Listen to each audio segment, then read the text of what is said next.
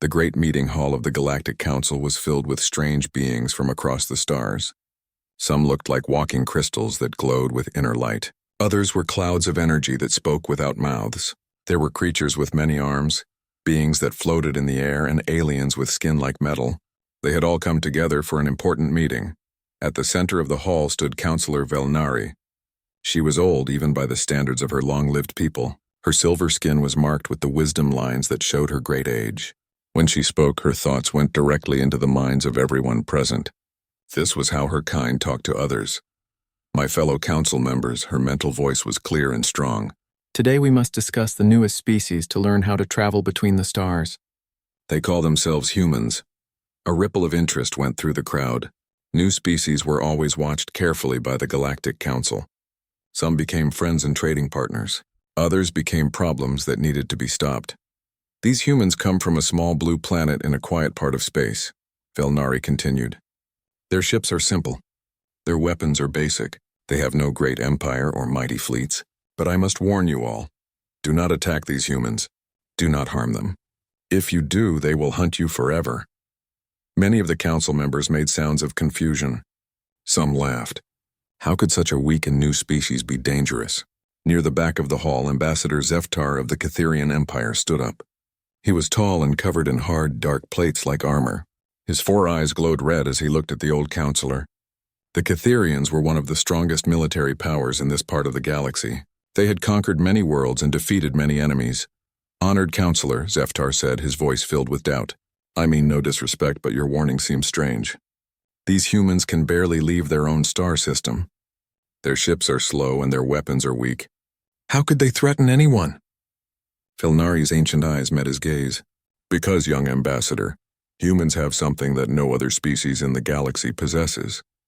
They remember everything. They never forgive those who wrong them. And they will chase their enemies across time and space until justice is served. But they are so few, another council member said, and so primitive. Numbers and technology are not everything, Velnari replied. I have studied many species in my long life. I have seen great empires rise and fall, but I have never seen a species like humans. When they love completely. When they hate forever. When they decide to hunt someone, they never stop until that hunt is finished. Zeftar's plates clicked together in a sound that showed he was not convinced. With great respect, counselor, I think your fears are too large. These humans need to learn their place in the galactic order. Perhaps a small lesson would be good for them. Do not do this thing, Velnari warned. I am not speaking from fear, but from knowledge. There are patterns in how species behave. Humans are different from all the others. They do not fight for territory or resources like normal species. They fight for ideas, for memory, for the dead. But Zeftar was already thinking about his ships and his weapons. The Catherian Empire had grown strong by showing new species their place. Humans would be no different. I thank you for your concern, counselor, he said with false politeness. But I believe these humans need to understand how the galaxy really works. A quick demonstration should be enough. The meeting ended with many council members talking among themselves. Some agreed with Velnari's warning. Others thought like Zeftar that humans were too weak to matter. But all of them would remember this day when the news came of what happened next. 3 days later, Zeftar's war fleet appeared near a human mining colony on a distant world called Kepler 442b. The planet was small and far from Earth. Only 3,000 humans lived there, working to dig valuable metals from the ground. The colony had small defense ships, but they were no match for Catherian war vessels. The attack began at dawn and was over by sunset. Buildings burned. Ships exploded. The few humans who tried to fight back were quickly defeated. Zeftar watched from his command ship as his soldiers went through the ruins. They took anything valuable and left the rest to burn. It was a perfect example of Catherian power, quick, clean, and complete. Send a message to all human worlds, he ordered his communications officer. Tell them that this is what happens to those who do not bow to the Catherian Empire. They can choose to serve us or they can share this fate. The message was sent across space to Earth and the few other human colonies. Zeftar expected the humans to respond with fear. He expected them to send messages begging for mercy. He expected them to offer tribute and service. What he got instead was something he had never seen before. The humans had something called the Internet. a way for all their people to talk to each other instantly across great distances. Within minutes of receiving the news, images of the destroyed colony were everywhere on human worlds. People saw the burned buildings, the broken ships, the empty homes where families had lived just hours before. But the humans did not respond with fear. They did not beg for mercy. Instead, something else spread through their networks, something that made Zeftar's victory feel suddenly hollow. It was anger. Pure, burning, focused anger. Within hours, human leaders were meeting. Human factories were changing what they made. Human schools were teaching new lessons. Human families were making new plans. The whole species was turning toward one single goal. On Earth, an old human general named Marcus Webb stood before a crowd of reporters. His voice was calm, but his eyes were hard as steel.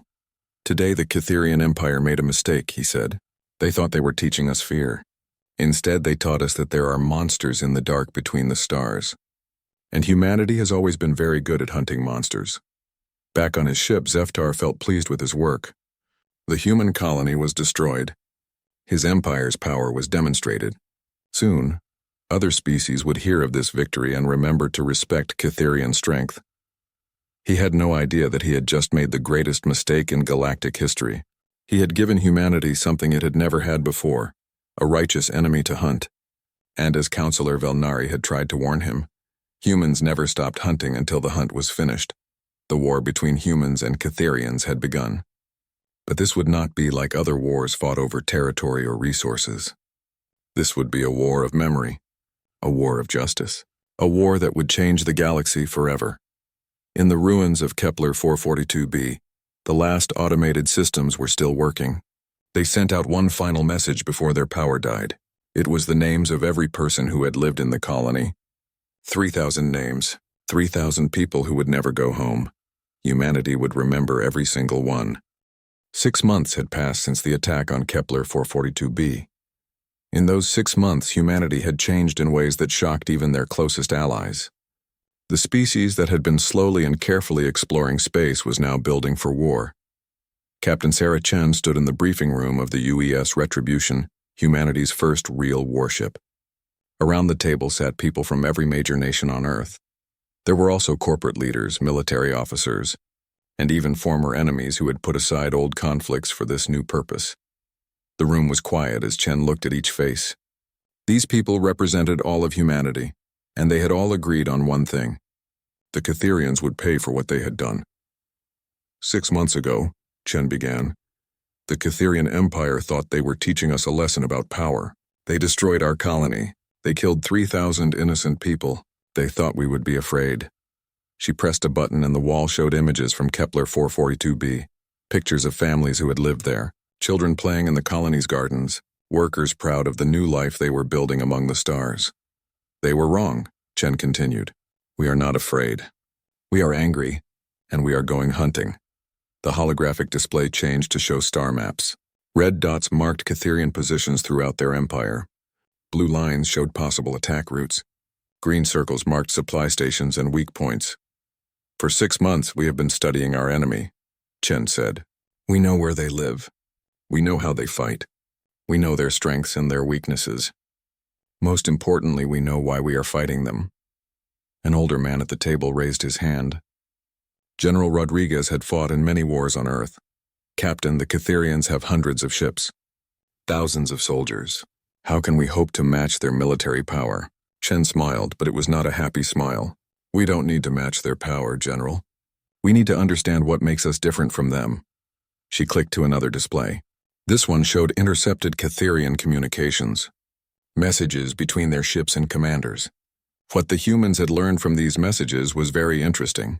The Catherians fight for conquest, Chen explained. They attack worlds to gain territory and resources. When they win, they move on to the next target. When they lose, they retreat and find easier enemies. But we are not fighting for territory, she continued. We are fighting for justice, for memory, for 3,000 people who will never come home. That makes us very different from any enemy the Catherians have ever faced. The display changed again.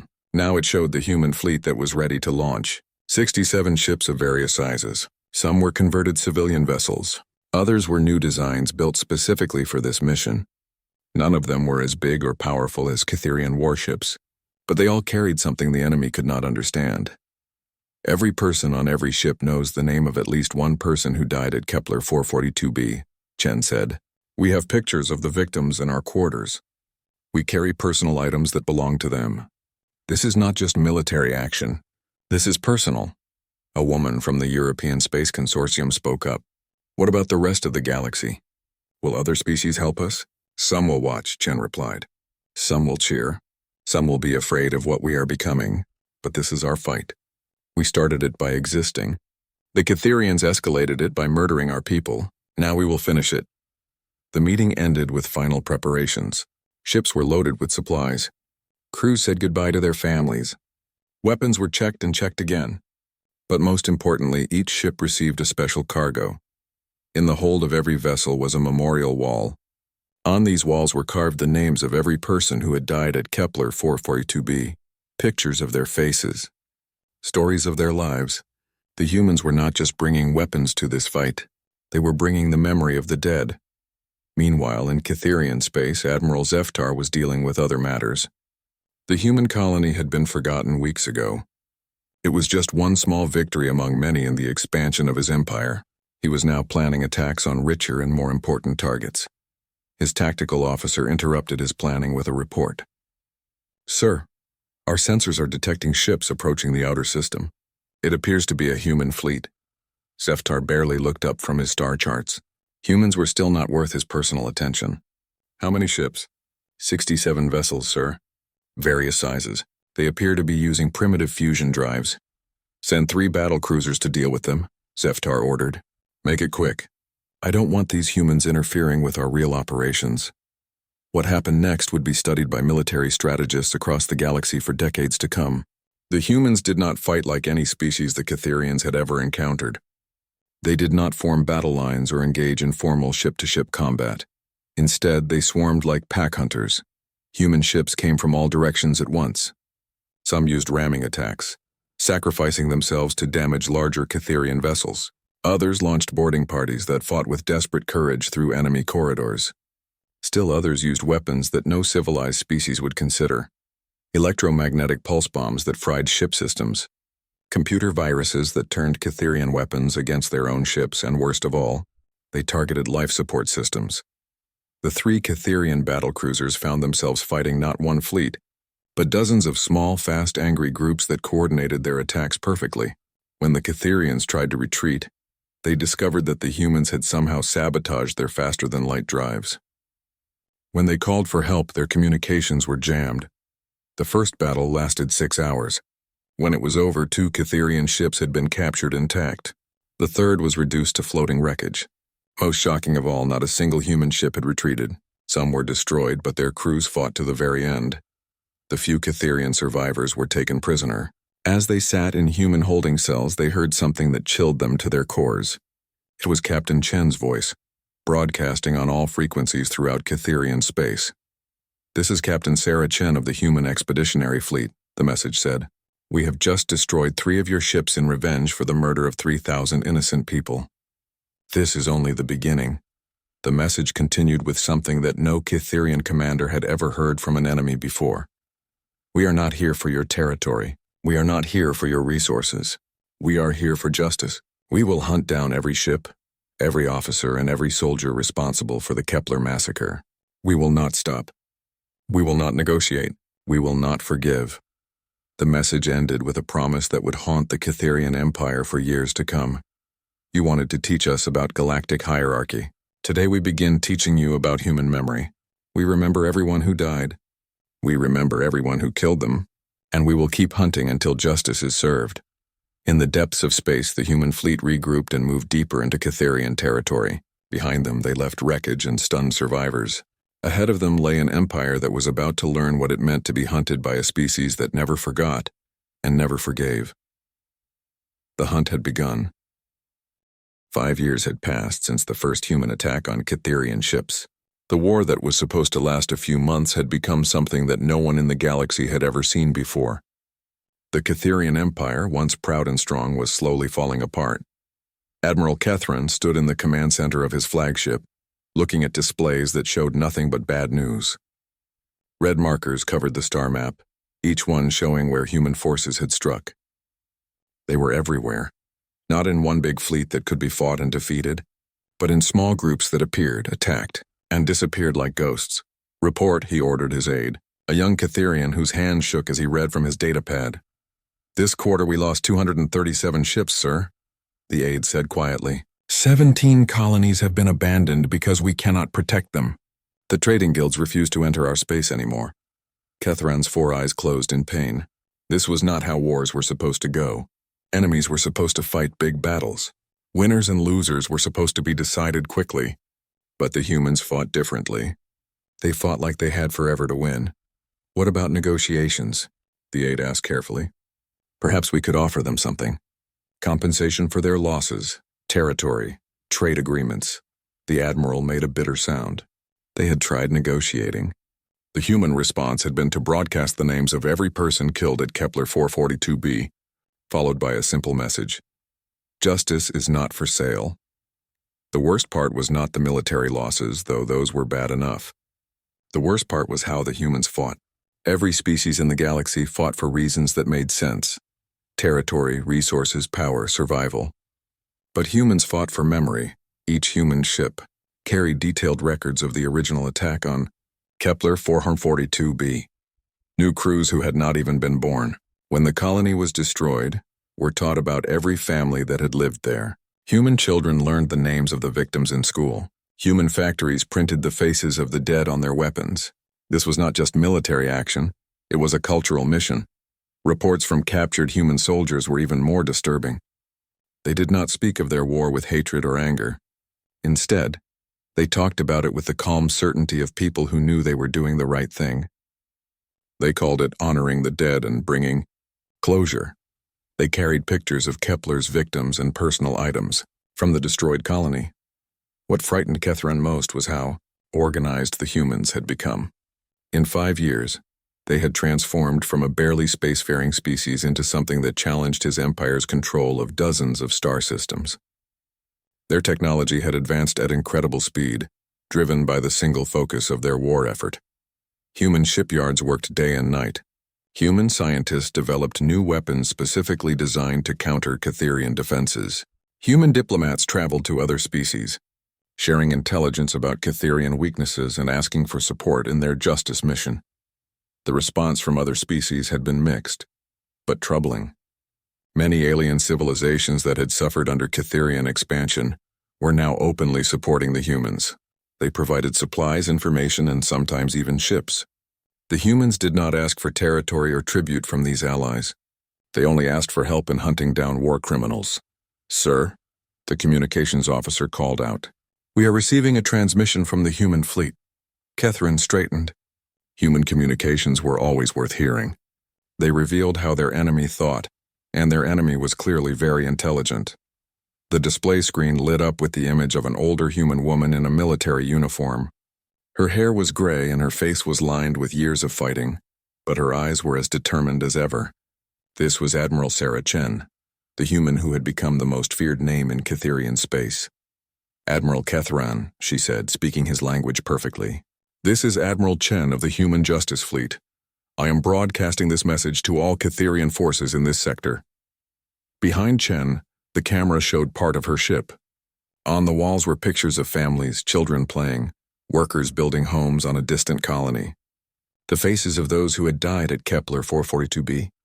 5 years ago, your empire made a choice, Chen continued. You chose to murder 3,000 innocent people to demonstrate your power. Today, on the anniversary of that crime, I want to report on the results of your demonstration. Numbers appeared on the screen. Ship losses, territory abandoned, trade routes closed, military defeats. The cost of fighting humanity was enormous and growing every year. You have lost more ships fighting us than you lost in your previous 10 wars combined, Chen said. Your empire is smaller now than it was when this began. Your allies are abandoning you. Your people live in fear. The display changed to show human shipyards, human training centers, human factories all working at full capacity. The message was clear. Humanity was getting stronger while the Catherians grew weaker. But this is not about military victory, Chen continued. This is about justice. about memory, about making sure that the deaths of 3,000 innocents have meaning. The camera moved to show the memorial wall on Chen's ship, 3,000 names carved in metal and crystal, 3,000 faces looking out from photographs, 3,000 lives that had been cut short by Catherian violence. Every person on every human ship knows these names, Chen said. We tell their stories. We remember their dreams. We carry their memory into battle. That is why we cannot be defeated. That is why we will never stop hunting you. The message was ending, but Chen had one more thing to say. You wanted to teach us about galactic hierarchy. Instead, you taught us that some species prey on the innocent because they think no one will stop them. You were wrong. Humanity stops them. We hunt them across space and time until justice is served. The transmission ended. In the silence that followed, Catherine realized something that filled him with despair. The humans were not just winning this war. They were changing the very nature of how wars were fought in the galaxy. Other species were watching. They were learning that humans would pursue justice no matter the cost. They were seeing that an attack on innocent civilians would bring not just retaliation, but eternal vengeance from a species that never forgot anything. The Catherian Empire had become an example, a warning to any species that might consider unprovoked aggression. The humans had turned their enemy into a cautionary tale. As Catherine looked at the strategic displays showing human forces closing in from all directions, he wondered if his people would survive their encounter with this strange species that fought not for conquest, but for memory. The hunt continued, and the hunters showed no signs of stopping. The emergency session of the Galactic Council was unlike any meeting in the organization's long history. Representatives from hundreds of species had gathered to discuss something that was changing the balance of power across known space. The human-Catherian War had been going on for 7 years, and its effects were being felt everywhere. Councillor Velnari stood before the assembly, her ancient silver skin reflecting the lights of the Great Hall. Around her, beings of many shapes and forms waited to hear her words. She had been right about the humans, and everyone knew it. 7 years ago, I warned this council about the nature of humanity. Her telepathic voice reached every mind present. I told you not to attack them. I said they would hunt their enemies forever. The Catherians chose not to listen. The holographic displays around the hall showed the current state of the conflict. What had begun as a simple attack on one human colony had grown into something that was reshaping galactic politics. Trade routes were disrupted. Military alliances were changing. Dozens of species were choosing sides in a war that seemed to have no end. The reports we have received are unprecedented in galactic history, Velnari continued. Humanity has transformed from a barely spacefaring species into a military power that rivals the greatest empires. But more importantly, they have done something that no species has ever accomplished. She paused, letting her words sink in. They have made warfare into a moral crusade. The data was staggering. In 7 years, humanity had built a fleet of over 10,000 ships. Their technology had advanced at a rate that their own scientists called impossible. They had developed weapon systems that could counter any known defense, ships that could operate for years without returning to base, and most impressive of all, they had created a coalition. 43 different species had joined what humans called the Justice Fleet. Each brought their own complaints against Catherian expansion, but all followed humanity's leadership. The humans had done something that political scientists thought was impossible. They had united enemies under a common cause. The humans do not ask their allies for territory or tribute, Velnari explained. They ask only for help in bringing justice to those who harm innocent civilians. This message resonates with species across the galaxy who have suffered from unprovoked aggression. In the audience, Ambassador Thelkas of the Vegan Republic raised a tentacle to speak. But surely this human obsession with revenge is dangerous. What happens when they finish with the Catherians? Will they turn this war machine against others? Velnari's ancient eyes seem to look through time itself. That is the question that terrifies many of you. But you misunderstand human nature. They are not driven by conquest or expansion. They are driven by justice and memory. When the Catherians are gone, the humans will likely return to exploration and trade, unless someone else makes the same mistake. The discussion was interrupted by urgent news from the front lines. A messenger rushed into the hall with reports that would change everything. Admiral Zeftar, the architect of the Kepler massacre, had finally been cornered. For 7 years, the former Catherian commander had been running from human forces. His great empire had collapsed around him. His people were scattered as refugees across the galaxy. His mighty fleet had been reduced to a handful of ships hiding in the dark spaces between stars. The humans had never stopped hunting him specifically.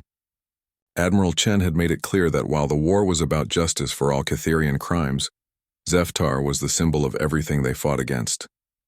He was the one who had ordered the attack on innocent civilians. He was the one who had started this long, terrible war. Now, after years of searching, human scout ships had found his hiding place in the Void Nebula. The Justice Fleet was moving to surround him. The end of the hunt was finally in sight. On his command ship, Zeftar stared at the scanner displays with the eyes of a broken leader. Red dots surrounded his position.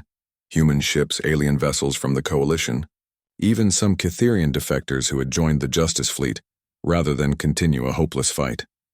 "Sir," his communications officer whispered, "we are receiving a transmission." The main screen lit up with a familiar face. Admiral Sarah Chen looked older than when the war began.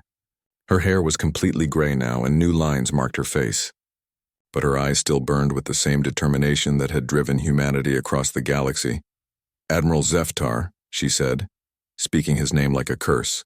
"This is Admiral Chen of the Human Justice Fleet.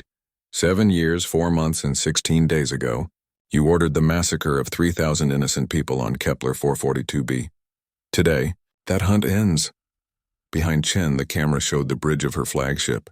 The memorial wall was larger now, expanded to include all the victims of the war that Zeftar had started. Thousands of names, thousands of faces, thousands of lives that had been lost because one alien commander had wanted to demonstrate his power. "You have 1 hour to surrender yourself for trial," Chen continued.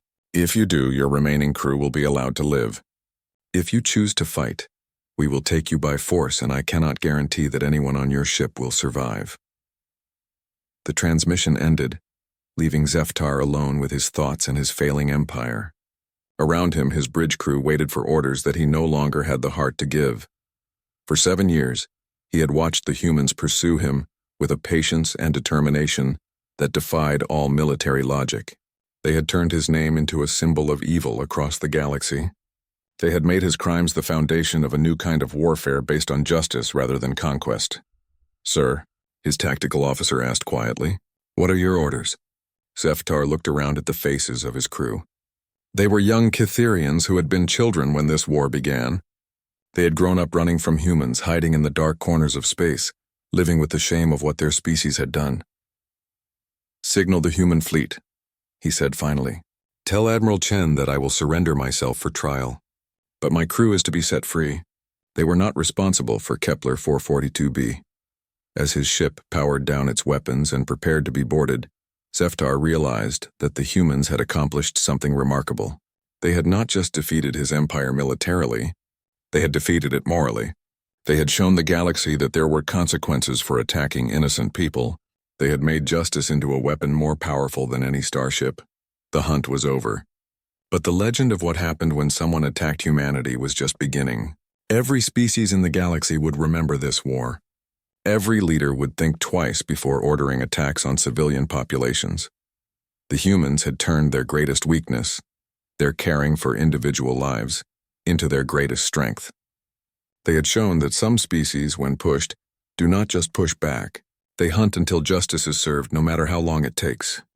The trial of Admiral Zeftar was broadcast across the entire galaxy. Every species with communication technology could watch as the architect of the Kepler massacre faced justice. The trial was held aboard the massive human station called Justice, which had been built specifically for this purpose.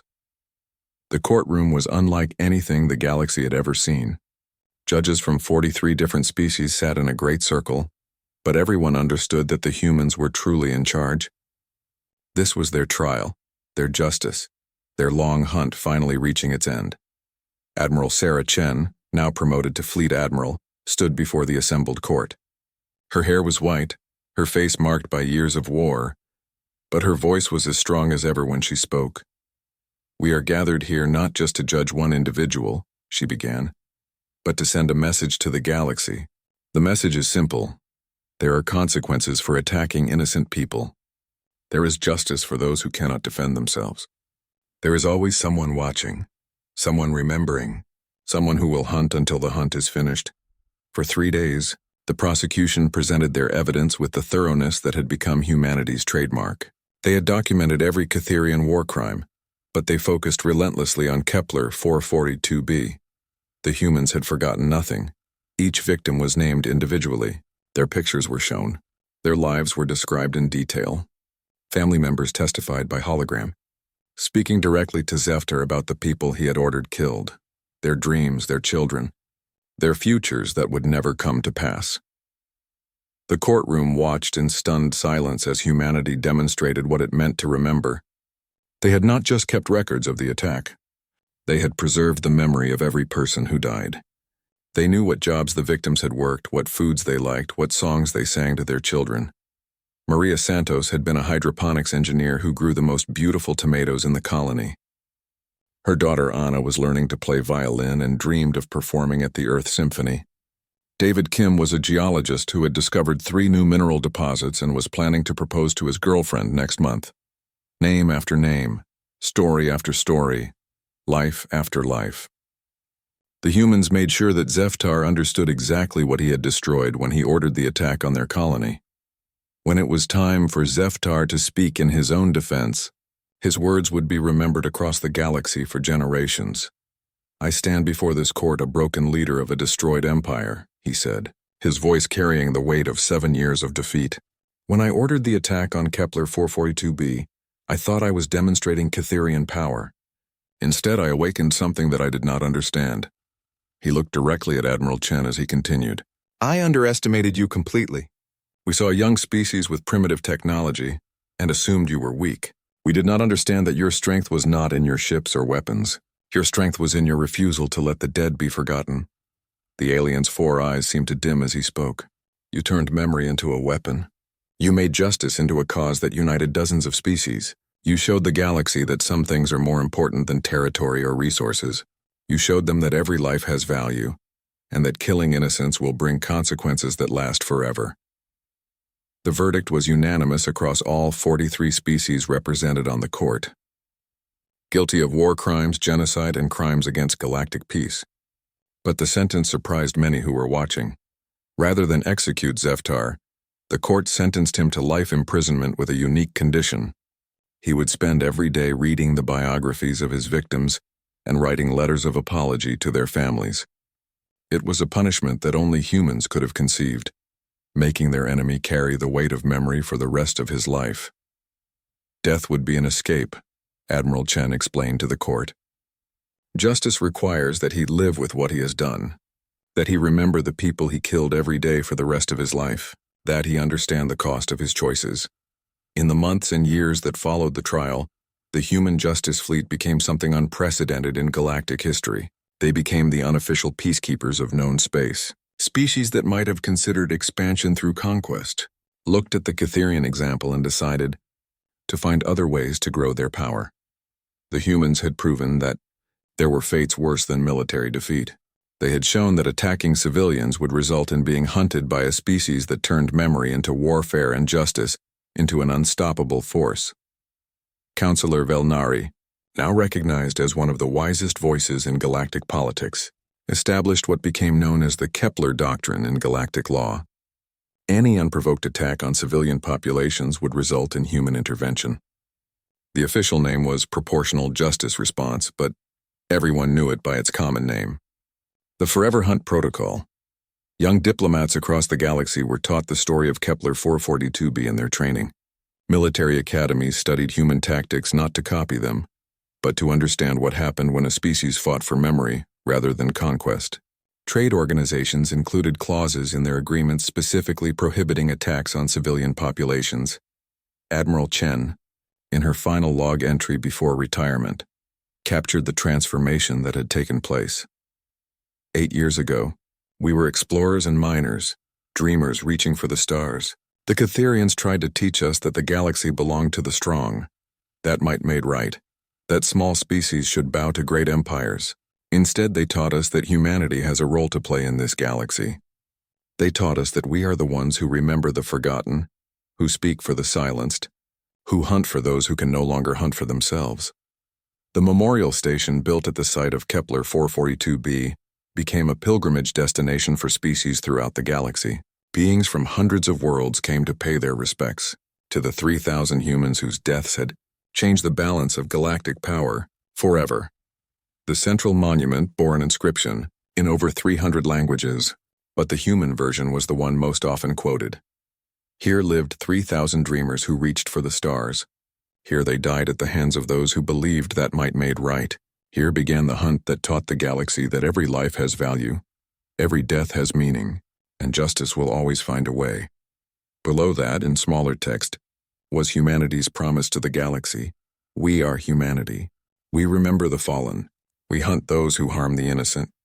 We will never forget and we will never stop until justice is served. The Catharian Empire was gone, scattered to the winds of space. Some of its people had joined the Justice Fleet, working to undo the damage their leaders had caused. Others had founded new colonies dedicated to peaceful exploration and trade. A few had retreated to distant worlds to live quietly and try to forget their shame. But the legend that grew from their defeat would last forever. Every species in the galaxy now knew what happened when someone attacked humanity. They had learned that humans did not just defend themselves, they turned defense into a crusade, memory into a weapon, and justice into an unstoppable force. The hunt was over, but the message was clear. Humanity was watching, humanity was remembering, and humanity would never let the innocent die unavenged again. In the end, the Catharians had taught the galaxy exactly what they intended, that there was a hierarchy among the species of known space. They had just never expected to find themselves at the bottom of it, with humanity at the top, holding the respect and alliance of dozens of civilizations who had learned that some species, when pushed, do not just push back. They hunt until justice is served, no matter how long it takes.